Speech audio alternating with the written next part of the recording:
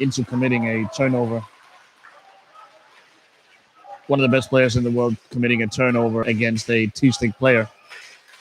That's tough. That's tough. Well played by Megale, but also, I mean, also a bit of a mistake by Beyond.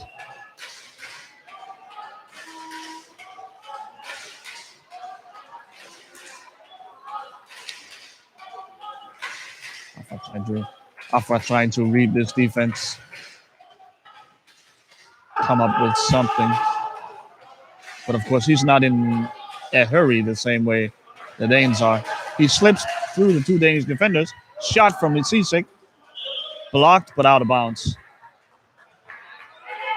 And the Germans will retain possession, of course.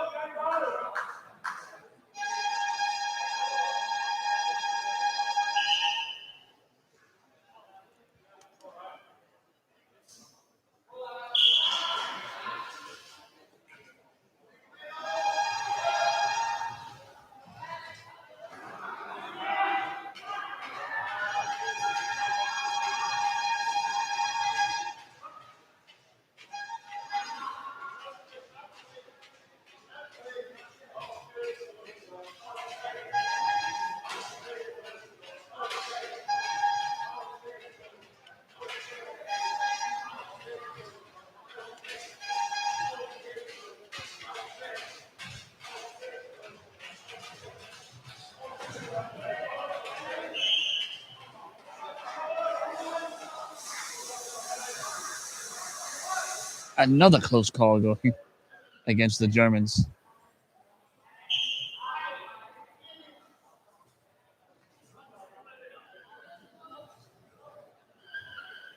One referee said play on, the other blew his whistle. So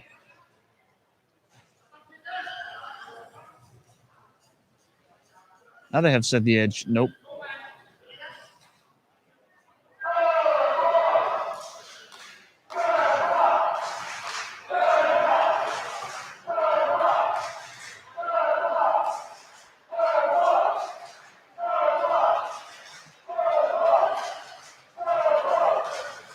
They desperately want to find Jakob Dahl with a pass, but he's just not open. The Germans are very diligent in staying between the ball and Dahl, so that they're never opening up that passing lane. There it is, but that was very wide, a very very wide position, and thus not really a threat to the German goalkeeper. So of course you could get a pass off to Dahl if you wanted, but the only thing the Germans are giving up is really that pass way out on the side of the court, and it's not that useful really.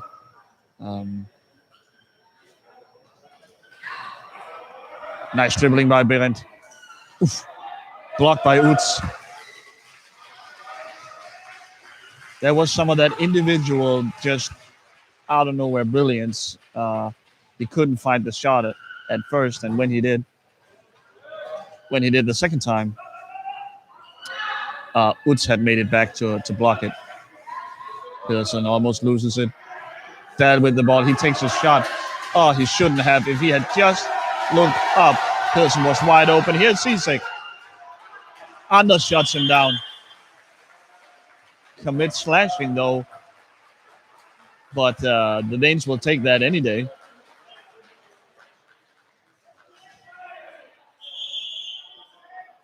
If Jakob Dahl could have just looked up in that situation before, he would have seen Alexander Pearson wide open in front.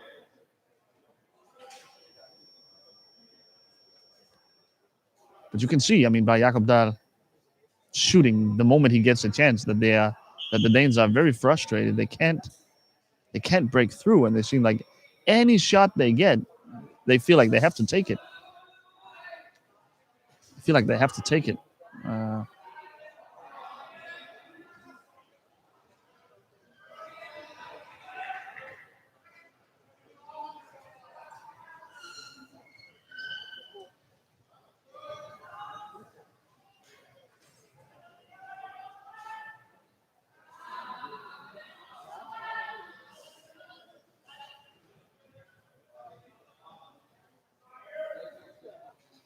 maybe a little more activity on the Danish defense, but again, the pressure stops at about half court, and then the Germans are afforded all the time they want. Yeah. With only 9 minutes and 40 seconds to go, something has to change for the Danes. Otherwise, the Germans will just take away all the time here.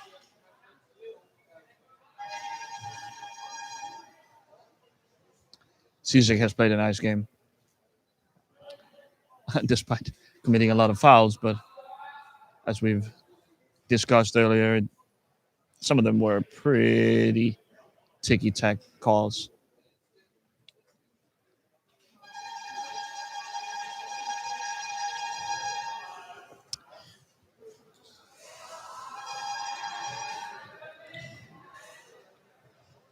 Cizek, Afra, sort of the 1-2 pass. Pedersen retains possession. Maybe they can create something off the break here. Not really. The Germans are back. Cizek wins it, maybe. No. Pedersen has it under control. A shot, Anders is there.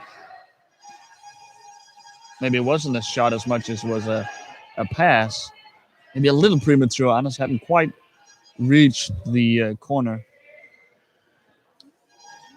Well, on offense, there seemed to be a little bit of creativity now.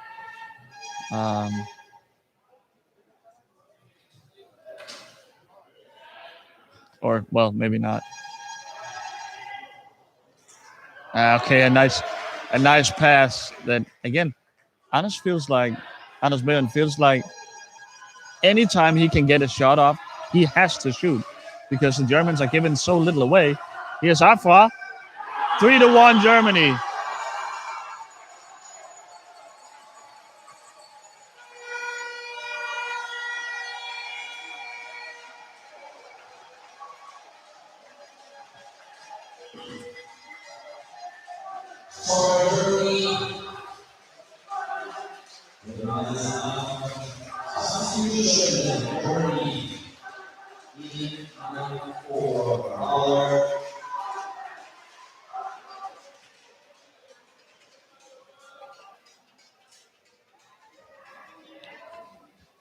So the Germans go up 3-1, and immediately they make a substitution.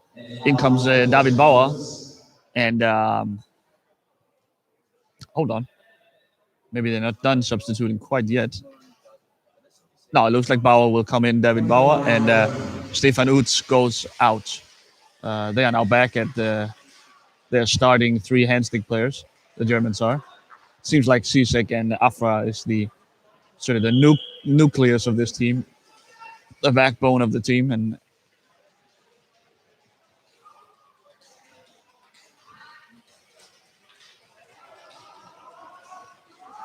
Denmark also immediately lining up for 2 substitutions. They will come at the next stoppage in play. Something obviously has to happen from the Danish bench. Something to turn this game around. They need 2 now, and they haven't had an honest, decent shot in like 20 minutes of play. Cizek, saved by Nielsen. Great shot, but again, great play by Germany. They're going to create chances now. Denmark has to press a little higher. That is no! Oh my Lord! Alexander Pedersen wide open with 3 feet of goal. Oh, that was it.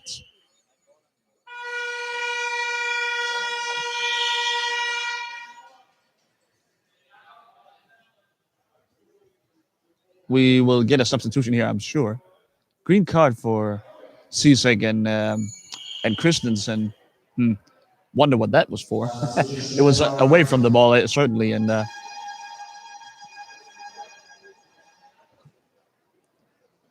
so Pedersen misses that shot, and he is immediately removed along with Jakob Dahl, and In comes the 4-point player Nikolai Rikelsen and the 2-point player Danny Mogensen. So Denmark still at 11 points total.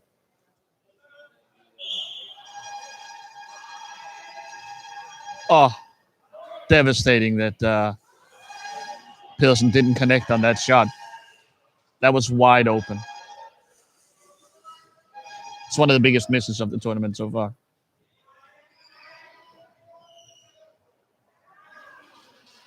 Oh!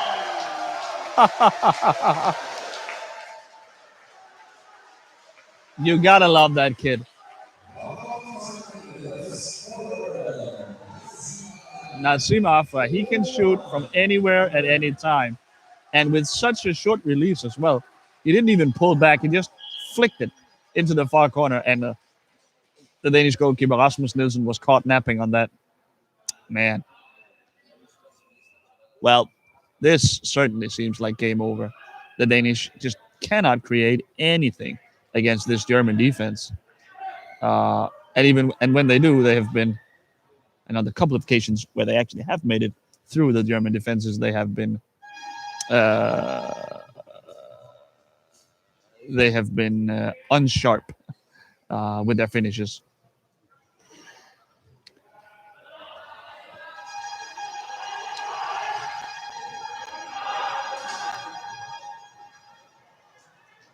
Oof. Great shot, but an even better save by Jessica Trommer. That was a really, really, really nice save. She saw her teammate David Bauer pulling down toward the short corner, and she immediately rushed over to take the long corner, and just in time to save Anders' powerful shot. Anders Bendt's powerful shot. Beautiful, beautiful play. Trommer has played she hasn't seen a lot of shots go against her, but she has played flawlessly this entire game.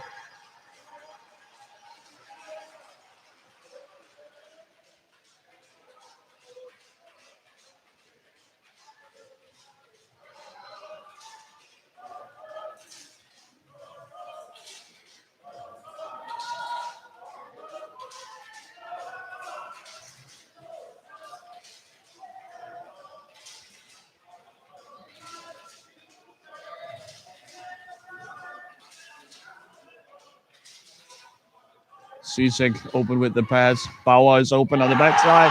It's not needed. This is turning into a rout now.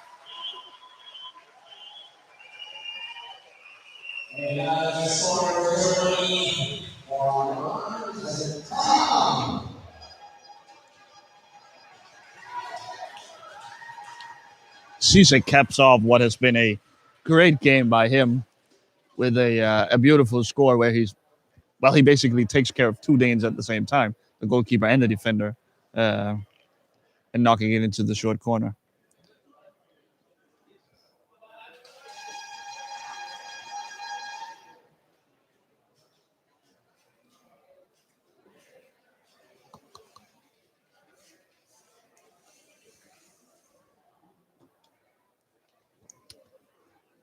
The Germans are the last team to get started here at the World Cup. All the 7 other teams have played already, but this is the first game for Germany, and what a way to kick off your tournament. The Danes felt the same way, I suppose, earlier today when they beat Belgium by the score of 6-2. Their day, though, ends on a slightly different note.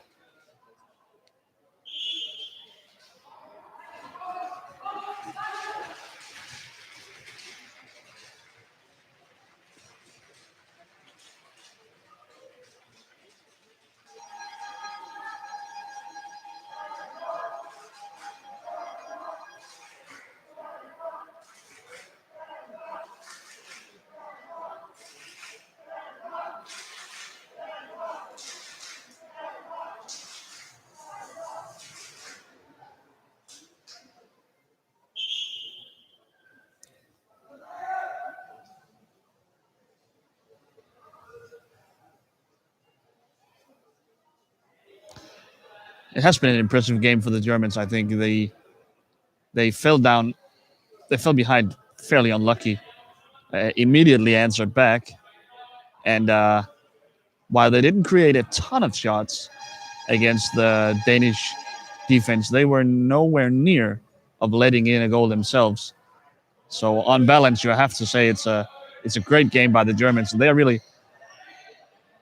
making a big entrance here at the World Cup.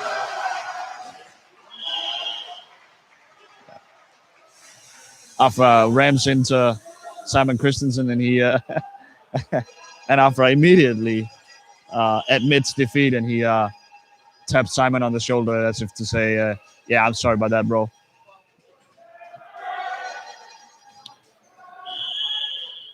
Yeah, two late tackles first by Stefan Mekele, and then David Huber, I think. Excuse me, David Bauer.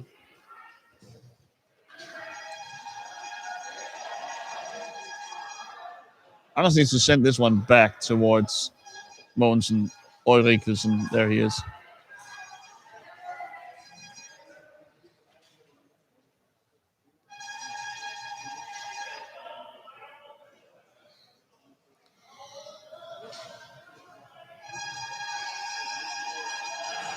Oh. And Nikolai Regelson backs up into David Bauer, and he knows it too. Um,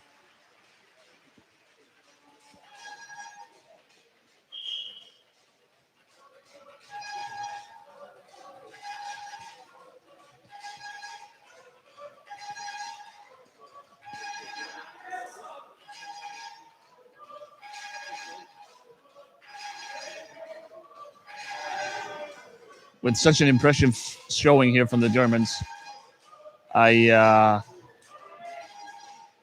you would expect them to be able to beat Belgium tomorrow, which would basically mean that the Germans win this group, the Group B,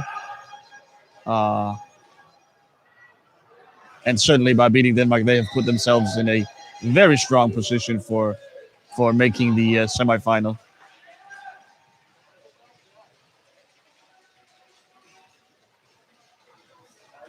In the event of a German defeat to Belgium tomorrow,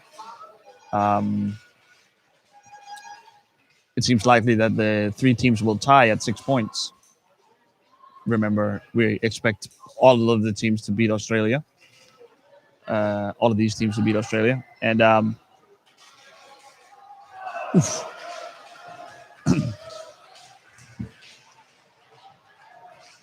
and in that case, the tiebreaker is the goal difference among the three teams. And so a winning margin here of 4 points could prove handy in such a scenario.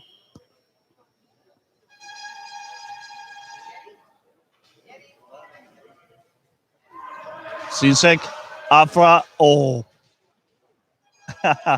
Cheeky move. I mean, the Germans are showing off now.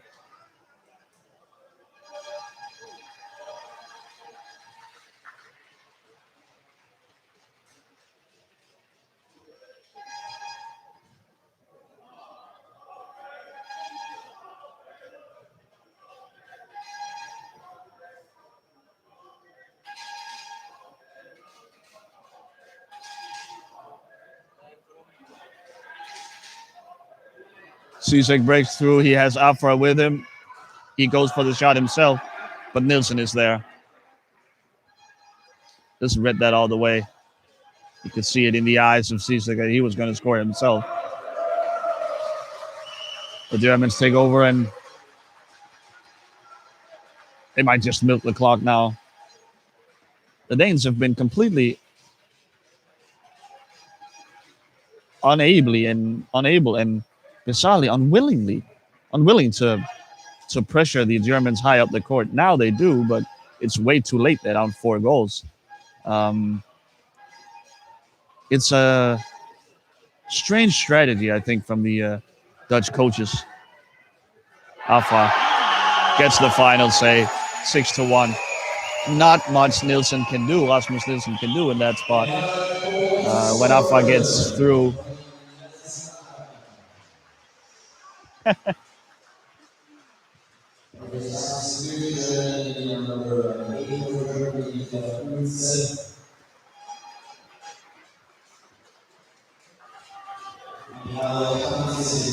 and Cisic gets substituted, and in comes Stefan Utz.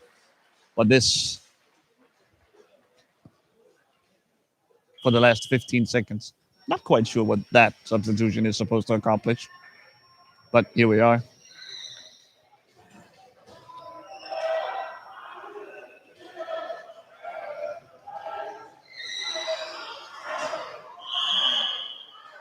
Oh, with 1.6 to go, the Danes get a free ball, so this will be a quick shot. Maybe he can find Anas in the corner. Yes, he will. Yeah, but he can't color out of it. Okay. 6-1 Germany.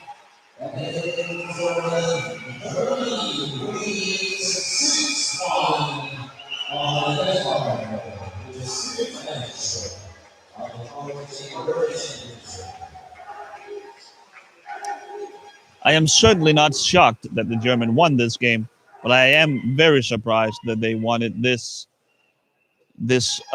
clearly, uh, and without really the Danish team putting up much of a fight. You got to be honest. After that early goal, it was. I mean, they lost 6-0 in the last 20, in the last 36 minutes of this game. Um, an embarrassing loss for the Danes. They need to go back to the drawing board and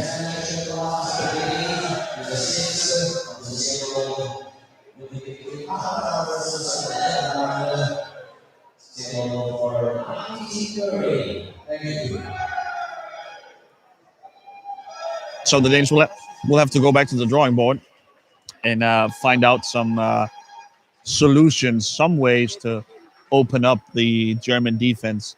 Um,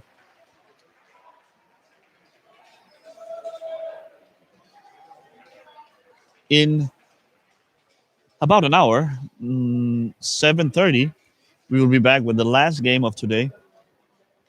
This will be the game between Canada and Holland. Okay. Oh, I'm sorry. Yeah.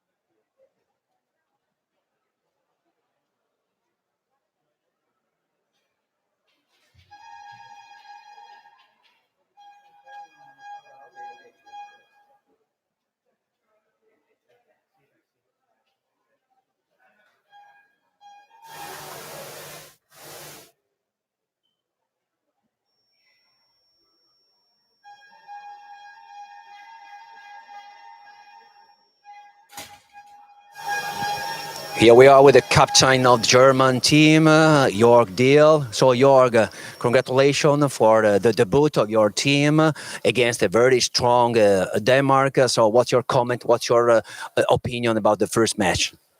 Yeah, it was a tough match for us. I mean, the first half was very close. It was just 2-1. But I think in the second half we played well and have control about the game and scored third and fourth, and that was the decision for us. Yeah. You have as team an excellent offensive players we have seen. So you are very positive thinking about tomorrow. Yeah, we are very confident, and we hope we can bring our performance more tomorrow. And yeah, we're looking forward. So yeah, but we are glad to have such young guys who play in such a great offensive hockey. But they have to learn, and we have to have improved to go for the championship. Thanks a lot to the captain of the German team, Jörg Deal Hill, and see you tomorrow for the third day of the Powerchair World Championship Lignano 2018.